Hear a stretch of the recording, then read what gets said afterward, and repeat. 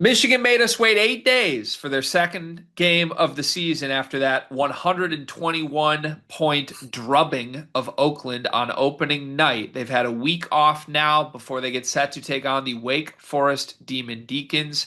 Carter, what is my personal tie to the Wake Forest program? Your personal tie to the Wake Forest program. Is it Miles Colvin? My cousin Jeff went to Wake Forest. When I was a child, I was a Wake Forest fan. The first basketball jersey I ever owned was a Justin Gray Wake Forest jersey. What? Okay. Was I supposed to know that? I thought it might have come up in conversation at some point, but Is this the yeah, Virginia Beach cousin? this is Virginia Beach cousin Jeff, who served in the army in the Iraqi War. By the way, he's got whatever that like one of the big medals of honor that you get from crazy. Anyways, went to Wake before that, and was there when Chris Paul was at Wake Forest. Pretty cool. I love that connection. Wake Forest, great colors. Important to note on Wake Forest, Chris Paul and my cousin Jeff no longer there. So vibes are a little bit lower. Wake Forest has become the butt of my jokes whenever we talk about the ACC, and I need to isolate a team that, oh yeah, they'll get a 4 seed because they get to play blank a bunch of times. I just say Wake Forest every time. Reminder that Steve Forbes is going on year 6 at Wake Forest, and he is going on 0 NCAA tournament appearances still. I really like Steve Forbes. He's a very nice gentleman. Got to interview him a couple times at Field of 68 events. I think he's great. I don't think his basketball teams are very great ever, which leads me to this Michigan game. I suspect that Michigan might be great. If they are, off of a week of waiting, I want to see a repeat performance. Not saying they need to make 50% plus of their threes, not saying they need to limit turnovers to like six. Do want to see a blowout win if Michigan is who I think they are. Do you think that is a fair expectation to put on the Michigan Wolverines in this game? I think it is fair. Because I think that, Wake Forest is a team that is not the level of team that you have played so far, right? This is a team that's heading, obviously, not, I'm saying the obvious here, but they're head and shoulders above a team like an Oakland. And I also think like they have some players that are fun and good on the same token. Like they got a guy named Juke Harris who's awesome, by the way. He Like is he's good. he's really good, 6'7". I think he's a sophomore. He's really good.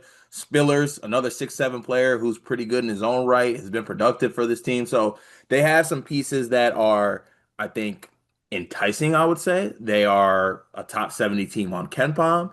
So, it would be a statement victory if they are able to, blow out a team of this caliber.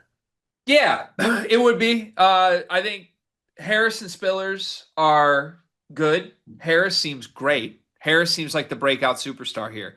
In 2 games, Wake Forest is 2-0. They beat American, they beat Morehead State. Yeah. Won those games by 14 and 16. Mhm. If you are wondering, American and Morehead State are one spot away from each other on KenPom. Without looking it up, Cart, where are those teams ranked nationally on KenPom? 217th. 285th and 284th. Yeah, can I bring up one more point on the players on Wake Forest being awesome? Yeah. You know how I brought up those two guys that are 6'7"? Yeah. Who's the tallest guy in Wake Forest? Omaha Billy at 6'8". Yep, that you're getting where I'm going with this. But Okay. before I go there first, Juke seems legit. Juke is a sophomore. In his freshman year, he had a good year, but it was like a role player off the bench here on Wake Forest last year. And despite my jokes, Wake Forest was fourth in the ACC last year. They were a bubble team. They were not bad. They could have easily made the NCAA tournament if they just won a couple big games, but they didn't. Juke Harris was a good player. I don't know that anybody expected the superstar turn from Juke Harris just yet, unless maybe you were plugged into Wake Forest circles in the offseason.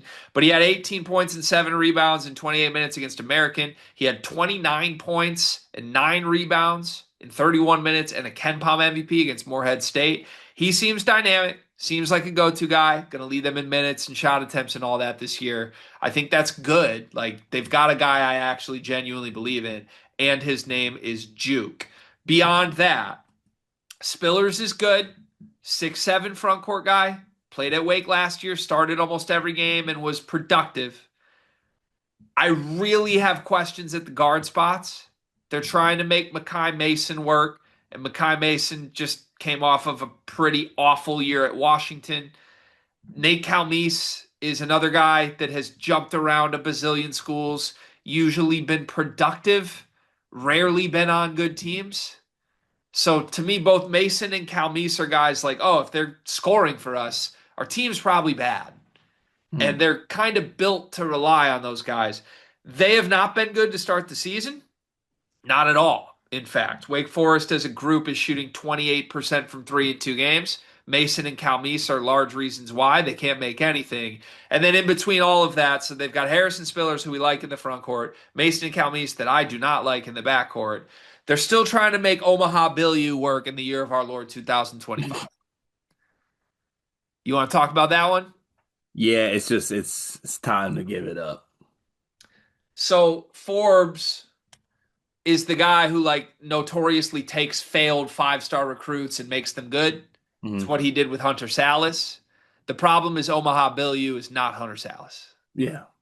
And that's usually like the final stop. If it doesn't work for Forbes, then it just might not be at this level.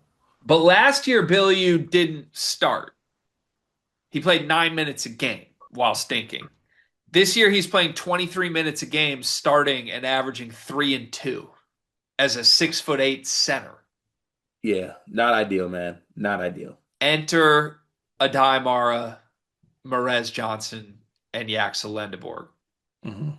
It's the obvious segue here, right? Like in terms of matchups, again, I don't think Wake Forest is anything special, but the things that Wake Forest does well, pretty much one for one map with Michigan's size and strength, right? Like the whole sell for Wake to win this game, I think, would have to be Juke Harris and Spillers find success against Yaxel and Merez.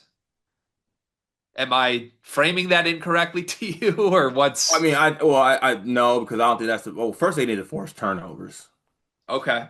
which they actually are solid at, and I know that I'm having a hard time making the stats line up the way they do because they separated to like really they've only played one actual game according to like their website stats, but they had 16 steals in their last game, and I think They were good last year at yeah, forcing turnovers. they are a team that can force turnovers, so that would be the first that would be the give us a shot chance. You got to force a bunch of turnovers, and even so, it's they aren't built to beat Michigan like from from a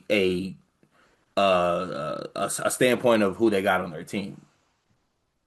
This is the best front court in the country, and their best front court player is 6'8".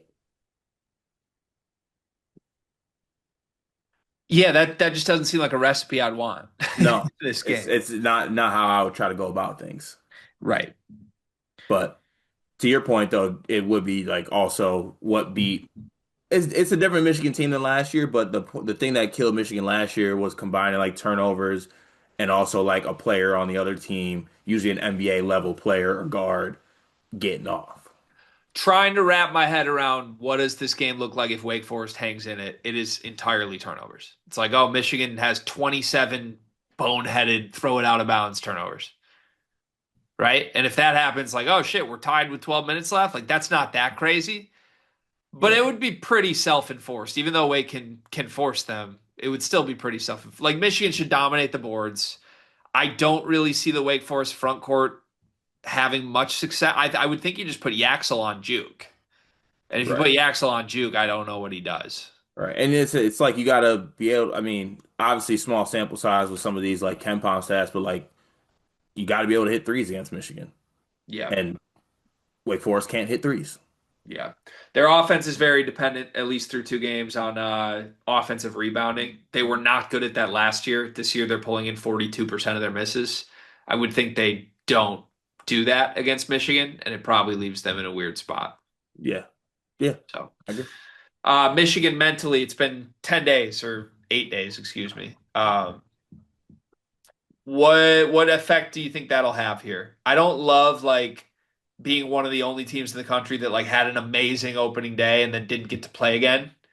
Like they've probably spent a week listening to people like me say how amazing they are. Yeah, what are y'all doing? I don't know. Why is there a week gap in between games? I don't know.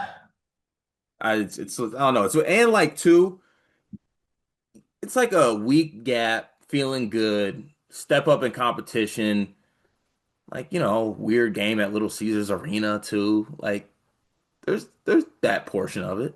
Spot wise, I don't love the spot for Michigan at Is it a all. look ahead spot? Who y'all got next? TCU. Okay, so Yeah. Yep. As you loudly stated for everyone to hear, this is one of the worst non-conference schedules in America. did I say that? Yeah, you were promoting that this summer. Is it?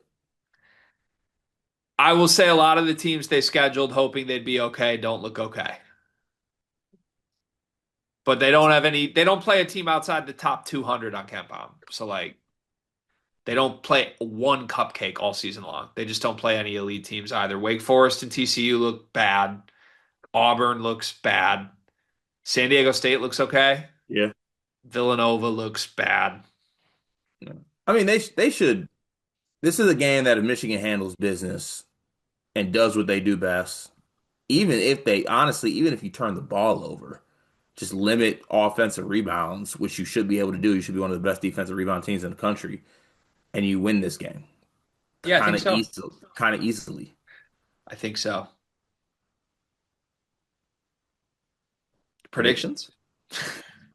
KenPom has Michigan by 11, 86-75. What do you have? Little Caesars Arena in Detroit, semi-home game for Michigan.